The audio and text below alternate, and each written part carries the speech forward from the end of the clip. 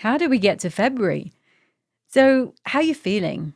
Did you start out in January with a ton of things that you were determined to do, that you were going to do differently? Maybe you were going to go vegan, or maybe you were going to do dry January. Was it the gym? Was it stretching? That was my thing. Was it being mindful every day? So, January starts with us all feeling so positive and so up for whatever change that we want to achieve. And then February comes along. And how do we feel? Well, sometimes February can leave us feeling like we've just failed, right? Maybe you did meet some of those January goals. Maybe you are still going. But there's also a chance that you didn't. And maybe one of those things that you let slip was your dog's separation anxiety training. And if this is you, and if you're feeling like your motivation to train to get your dog over separation anxiety is really waning, you want to do it, but you just don't want to do the training, then just know you're not alone and that actually what you're feeling is 100% perfectly normal. And that's why in this episode, I'm going to share my top 7 tips for getting you back on track, for restoring that mojo, getting you training again so that you can get your dog over separation anxiety. Hello, and welcome to the Be Right Back Separation Anxiety Podcast. Hi, I'm Julie Naismith, dog trainer, author, and full-on separation anxiety geek. I've helped thousands of dogs overcome separation anxiety with my books, my online programs, my trainer certification, and my separation anxiety training app. And this podcast is all about sharing my tips and tricks to help you teach your dog how to be happy at home alone too. So let's talk about getting your training mojo back. Let's talk about you finding that motivation. You had it that first week in January. Maybe you don't have it right now, but it's still there somewhere. You just need a little bit of work on it. Not work. You just need to do a few simple things. And I promise you, you will feel differently and you'll feel more energized about getting back into training. So I'm not going to talk about how separation anxiety training works in this episode because I've covered that in plenty of other episodes in the podcast. Today, we're talking all about you and about helping you get through the training, because the number one thing that contributes to any dog getting over separation anxiety is what we do. That sounds really simple, doesn't it? It sounds really obvious. But if we don't feel up for the training, if we don't do the training, our dog doesn't stand a chance. So this episode is most definitely all about you. Okay, my first tip. Don't beat yourself up for what you haven't done. Do not be hard on yourself. So what if you meant to train 3 or 4 times a week every week? So what if you wrote that down in January as your goal? So what if you bought my book or listened to my podcast and were feeling totally up for training and were really committed to doing it? And maybe you did it for a couple of weeks and then you didn't. Maybe you trained less than you thought you would.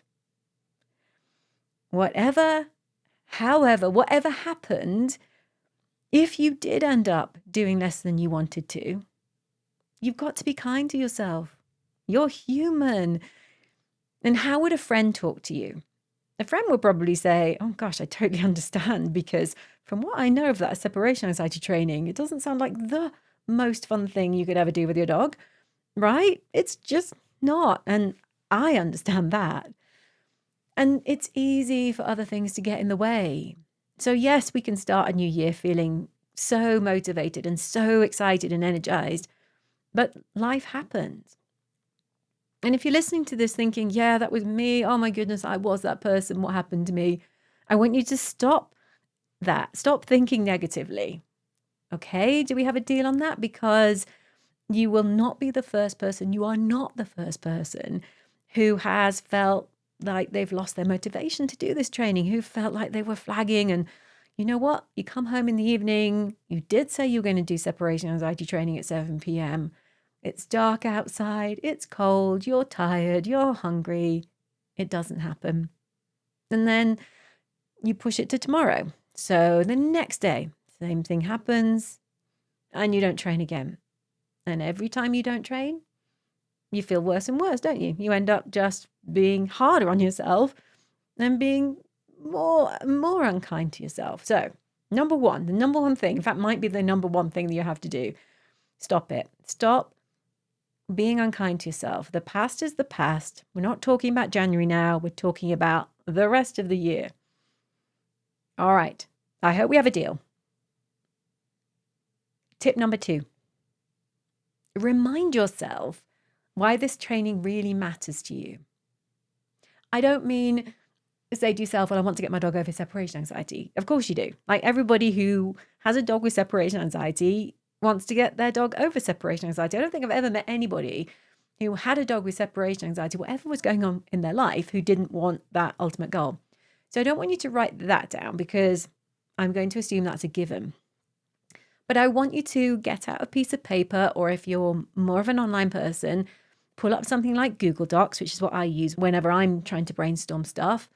Or it can be a Post-it note. It can be anything. Just get something that you can put some thoughts down on and do it either while you're listening to me now or quite soon after this podcast, and write down why it matters to you. What's going to be different when you've got a dog you can leave? Because that's really why you're doing it. It could be spending more time with friends and family at the weekends instead of having to always turn down those invitations. It could be not being the person left at home while the rest of your crew go out and do the nice stuff because, hey, somebody's got to stay and look after your dog. It could be, and it is for lots of people, I just don't want my dog to suffer anymore. I don't want my dog to be constantly on edge, wondering whether I'm going to walk out of the door. It doesn't have to be one thing. It can be many, many things.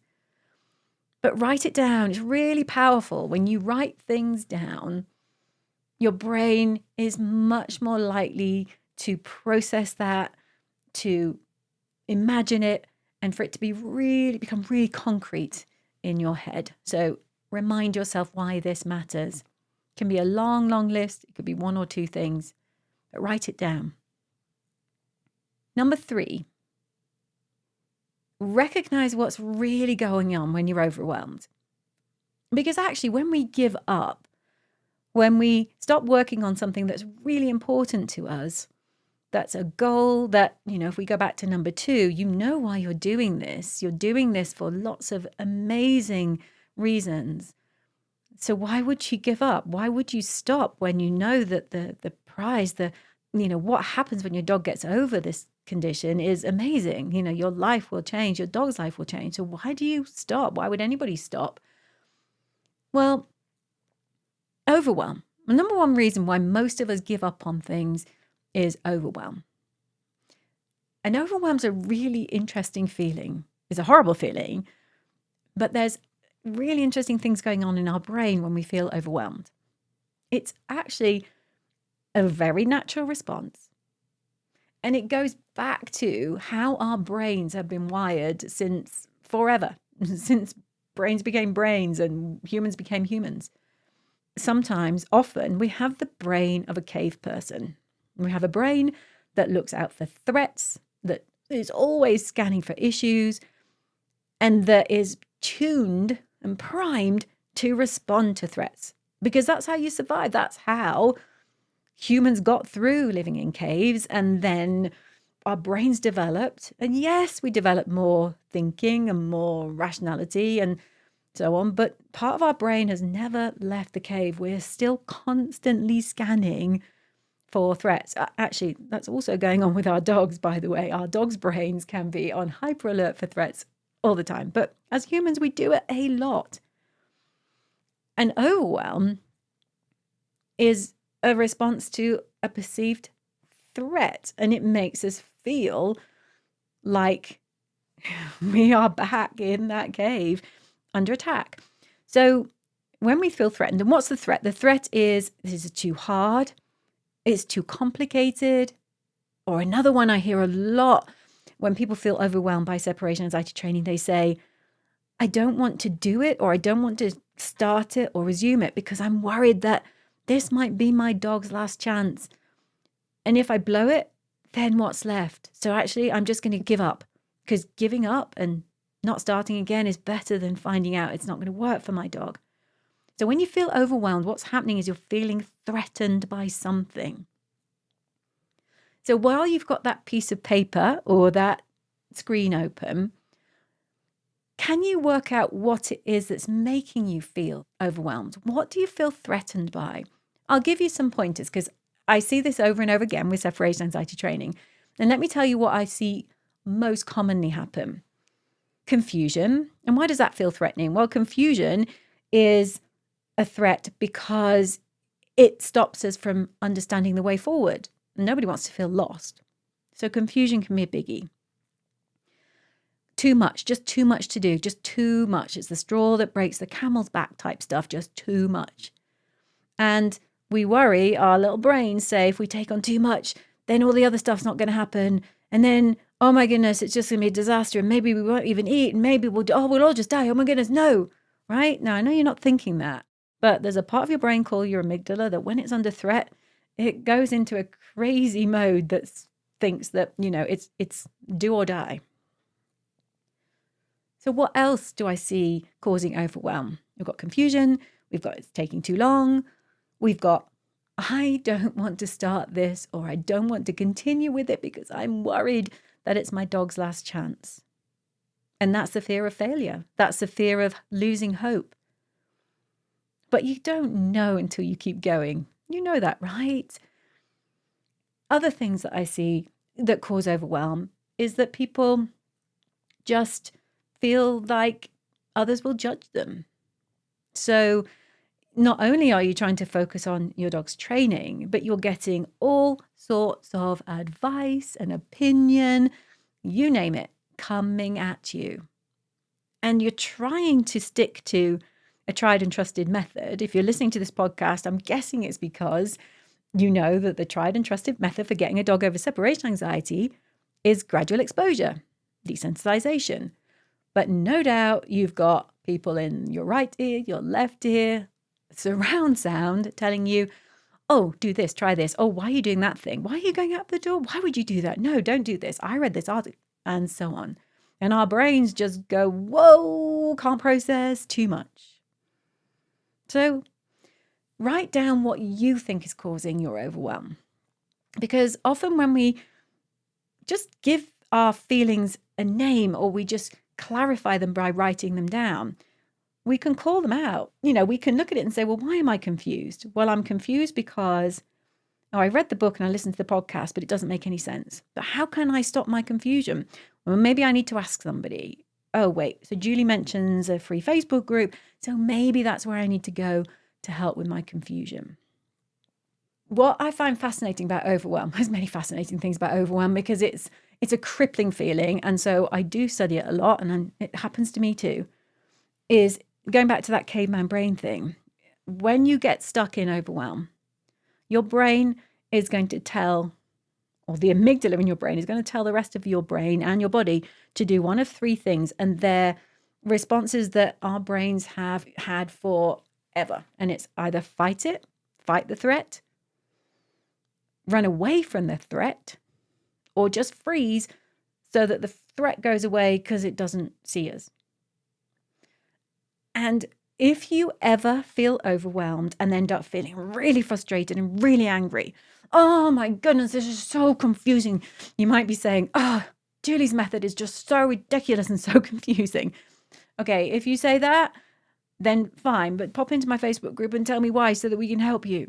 But you're absolutely at liberty to say that, because when you feel overwhelmed, frustration is a big response. And it's that fight response. I feel threatened, so I'm just going to rage at the threat. And the threat is my confusion and my, not understanding, or my worry that this is taking too long. Then the other thing we do, we run away. We forget. We just pretend it's not happening. We run away, put our fingers in our ears, la, la, la, la, la, because then we don't feel so overwhelmed. So you might press stop on this podcast right away. You might put my book in the back of the cupboard. You might never think about separation anxiety training again, or at least not for a little while, because you're running away, and that's okay, because overwhelm makes you want to do that. You're dealing with a threat, and you're just dealing with it in a very natural way. And the third thing, freezing, well, that's just when we don't do anything. We don't get angry, we don't run away, we just don't take any action. And again, if we don't take any action, the threat will just disappear because it won't have any interest in us. So if you freeze, if you stop taking action when you feel overwhelmed, not just about separation anxiety training, but anytime, if you ever just sit at your desk, when you're at work and you feel overwhelmed, you've got too many things going on, and instead of just doing something, you sit at your desk, your head is in your hands, and you don't do anything except panic about how busy you are, that is you going into freeze mode. So overwhelm is so natural, and it's a very, very old response. It triggers very old responses, and it's so normal, but it really doesn't help us take action. So my fourth tip then, how do we get through this inertia, this overwhelm, this lack of motivation? Honestly, the thing you do could not be easier. In fact, what you need to do is find something that is so easy and so tiny that you do it. In fact, so easy and so tiny and so quick and so short, you could actually do it right now while you're listening to this podcast. And there's a ton of research behind this in terms of how human brains respond and how we get through sticky patches and inertia. And it's taking action. And it's probably the last thing you want to do when you're feeling demotivated and overwhelmed is take action. Because if you could just take action, you would have done. But what we tend to do when we get off the rails in terms of our goals and the progress we wanted to make is we try to make up by setting really ambitious goals. Okay, so I'm meant to train 3 days a week, every week in January. That's like 12 or maybe even 15 times I should have trained. I trained twice. I know. In February, I'm going to train 30 times. We try to compensate. We set bigger goals because we missed out on our process, on all the stuff we were going to do. But what does that do to our cave person brain that feels under threat and overwhelmed and like too much is going on? It just makes it freak even more. You might have a day where you feel motivated by this new, big, massive goal that's twice as big as the goal you missed. But overwhelm is right around the corner waiting for you. So you do need to take action though, because action will break the inertia. I promise you, action will stop you feeling like you can't do anything, you're just stuck and you're demotivated. But instead of trying to make up for what you haven't done, make it so small that it is impossible for you not to achieve it. I say this every Monday in my Separation Anxiety Heroes group. We have a goal setting Facebook Live and we chat about what people are going to do for the week. And I say every Monday, set a goal so tiny that there's no way you can't achieve it. There's no way that next Monday when you check back in, you won't be saying, hey, I did it. So tiny that it's almost harder to miss than it is to hit it. Now, because there's a bunch of overachievers in Separation Anxiety Heroes, they all dive in and they'll say, I'll train 3 or 4 times a week. But I know there are a bunch of people who don't comment, who are also saying to themselves, Julie said just open the Be Right Back app and just have a look at it as your one goal for the week. Yeah, I can do that. And the silent majority, they're all thinking of the tiny things, and I want you to as well. And this tiny action is going to be really powerful if you don't sit down. I've been talking about writing things down. I don't want you to write this down. I want it to be so easy, so simple, so immediate that you could do it right now. Let me give you an example. Maybe you've been thinking that you can't really see your dog very well when you train, and it's such a pain to set up a Zoom call using your 2 phones, and that takes forever. And then by the time you've done that and the connection isn't good, but back of your mind, you're thinking, oh, I've heard people having set up cameras, dedicated cameras. That could really work for me because then I can just go straight into training. Well, right now, while you're listening to this podcast, if you're on your phone, just go on to Amazon or wherever you buy your electronics. You don't even need to buy a camera. Just type in security camera or dog camera or nanny cam and just have a look. Just do that. Just do that now. You don't even have to buy. Because if you do that, you have just taken action. You have just done something. Maybe if you bought my book, you know there's training plans in there, right? Well, maybe it's not, oh, okay, what I'll do is I will sit down and I'll go through Julie's plans and I'll come up with the plan for next week. And I encourage you to do that, by the way, but not in this moment. In this moment, it could be, do you know what? I'm just going to go and get Julie's book and I'm going to put it on my desk so that tomorrow I can work on those plans. And your goal right now in this moment is just go and get the book if you've got the book, or maybe you'll go back through a few podcast episodes or whatever, and just do that tiny thing. Just put it there. Maybe save my podcast to your screen, or maybe jump into the Facebook group that I asked you about. But, this action in this tiny step, it should take you no more than 30 seconds. If it's taking you longer than that, it's not what I want you to do. All right. So it's got to be short, sweet, doable right now. And then you've done it. If you do any of those things, or you've got your own things that could break that inertia, you've just broken the inertia. You've just done something. You have got back on track. And tell yourself, if it's going to grab my book, if it's just getting the notepad where you normally write down your training, if it's going onto Amazon to look for a camera, if you do that in the next 30 seconds, give yourself a massive pat on the back and tell yourself you are back in the game. Do you have a deal on that one? Okay.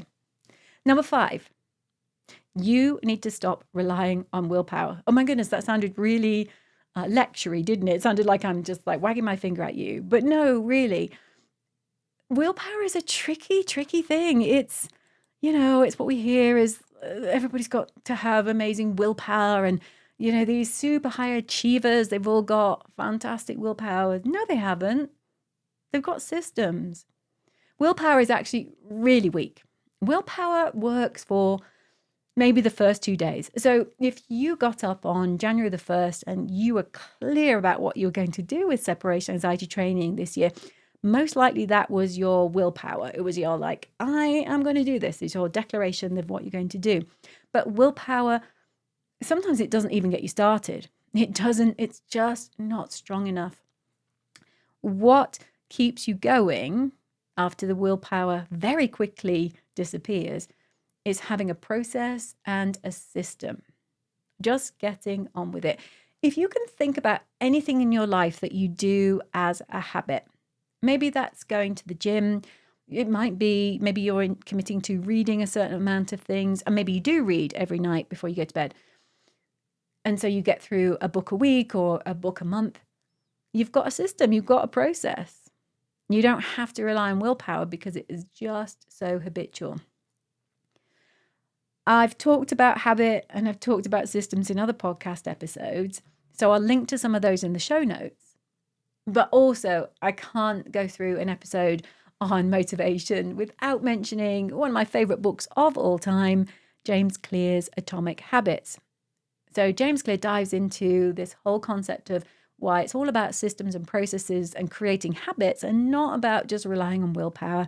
He goes into that in his amazing book that's got, I think, over 10,000 5-star ratings or something crazy like that, maybe even more, because everybody loves it. It's a brilliant book, and I'll link to that in the comments. Okay, tip number 6.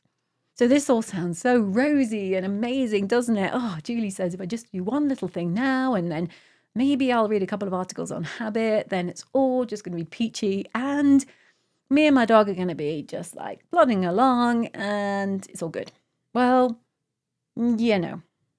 because my next tip is to accept the bad days. Accept it. Just know that if yesterday you felt really demotivated, and I'm hoping now we're on tip number 6, you're feeling, I feel a little bit more like I can do this. But just know that in the future, and the future could be tomorrow, or it could be next week, or it could be in a month's time, you will feel flat again. You just will, even if you get a system in place, even if you get your habits going. Not only that, but because separation anxiety can be so up and down when it comes to your dog, so they have good days and bad days. That's how their brains are wired. You're fighting your brain feeling good, not feeling good, and your dog's. So you are going to have bad days. But accept that and know that they will come. Know that you'll have days where you don't want to do this, and your dog will have days where he doesn't want to train. One thing that James Clear talks about in his book is the concept of a streak. And what do we mean by that? Well, if you've ever done challenges are a really good example of that. You always see them January, Veganuary, Dry January. They're examples of streak challenges. The idea being that you do one day and then the next day and then the day after. And the more days in a row that you do, the less likely you are to give up, because you're like, oh, well, I've done 10 days now. I can get to 15. And then you get to 15, you're like, oh, halfway. You get to 20, you're like, well, I'm not giving up now. So when we get on a really good run with a new habit, we don't like to break the streak. And it can be really powerful, but it can also work powerfully the other way too, and particularly at the start of something new. So if you are on day 3 of Dry January and it's your friend's big birthday, you go out, everybody else is drinking, and you say, I'm just going to have one glass of wine. In fact, I'm only going to have a couple of sips. What you can do at that point, and this is how our brains will play around with us, play tricks with us, your brain will go, oh, there's no point. There's no point. You know, you were on a streak of 3 days, but now it's no point. Just like give up on it. And it's the kind of do or die. It's like make your goal or quit. But you don't have to do that. You could say, okay, I went out for a drink on my friend's birthday on the 3rd of January, but I'm still going to do the rest of January as Dry January. That's the beauty and the problem of streaks. They work really well, particularly towards the end, but boy, do they trip us up early on if we miss a day. And so what I want you to do is know that those bad days are coming for you and your dog, and that you might well break a streak. I'm not expecting you to train every day, by the way. I don't mean that. But maybe you'll take a week off. Maybe you'll take 2 weeks off, and you're thinking, oh, I was doing so well. I was training every week. Really felt like we had momentum. Don't give up if you do break that pattern. If you do take time off, that's okay. And that's not a reason to give up.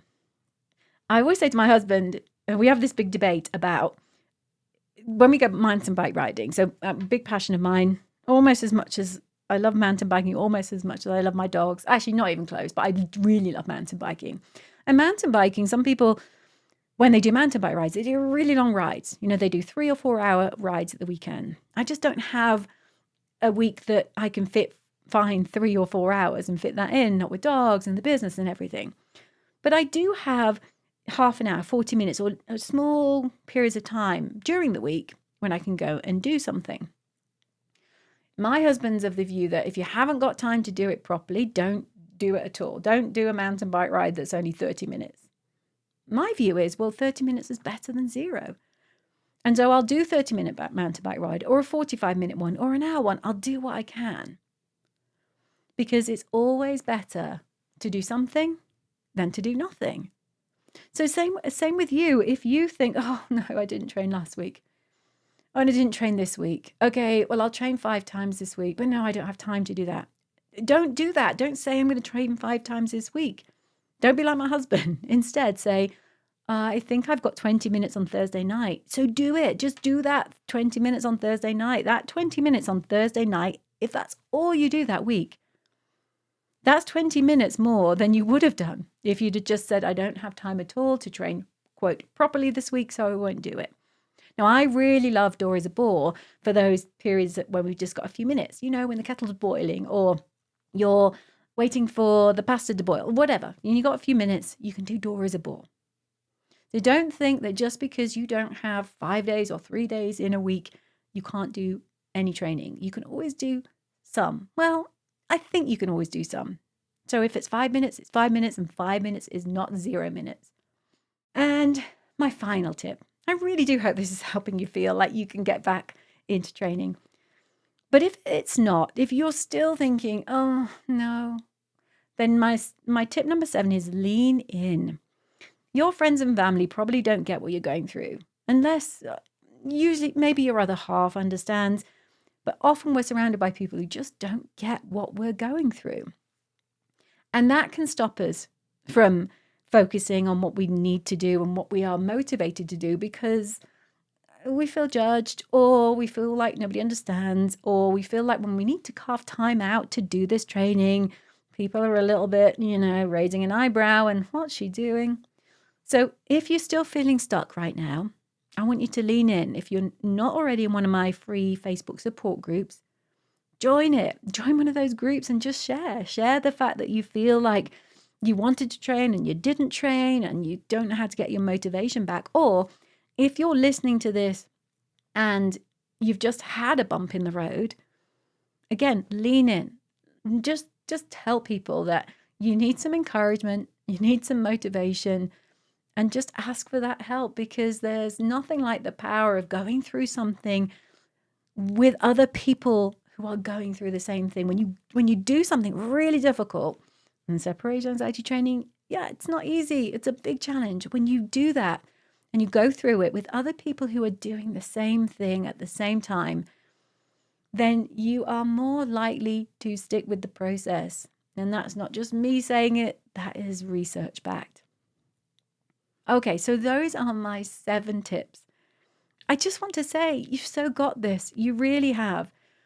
And even if you didn't do that 30-second action while you're listening to me, try and do it today. Because honestly, I promise you, just breaking that inertia, getting that tiny bit of momentum back, and thinking about all the other tips today, you can do this. I've got your back. You can get back on track. I know you can. That's it from me today. Thanks for listening, and I hope you'll join me on the next episode. Bye for now. Thank you so much for listening to this episode of the Be Right Back Separation Anxiety podcast. If you want to find out more about how I can help you further, head over to julienaismith.com. Meanwhile, if you enjoyed listening today, I would love it if you would head over to wherever you listen to your podcasts and consider rating my show. Thanks so much. Good luck with that training, and bye for now.